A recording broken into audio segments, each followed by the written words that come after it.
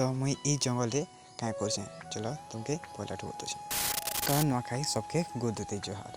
तो आम सकालू सकालू भेला उतरा वाले बाहरी पड़लो ये देखी पाओ सकाल सकाल सुंदर नजारा हमर गाँव तो ये जंगल भी पहुँची गलु देखी पार तो जंगल किसी सुंदर नजारा देखी पक तो इटा के कहसन भेलुआ पतर देखी पार जेन कि आम आम नुआ खाएसुँ लोक मैंने तो बहुत प्रकार पतर नुआ खाएसुँ बाकी हमें भेलुआ पतर नुआ खाएसुँ पतर दूर दूर तुली नेबी ये देख केते गुड़े पतर तुली से देखी पार आगला पछला लदी से आगे दी तीन डाल धरी से पर देखो केते गुड़े तुली नहीं पतर तो अखन हम घर लगे बाहरी गलु तो मुझे गाधी बुड़ी के रेडी नुआ खावाली साफ पैंट पिंधिक हेयर स्टाइल के पदी खुद अच्छे लगे तो ये देखी पार से भेलुआ पतर चकनी जेन टी आम नुआ खाएमु देखी पार तो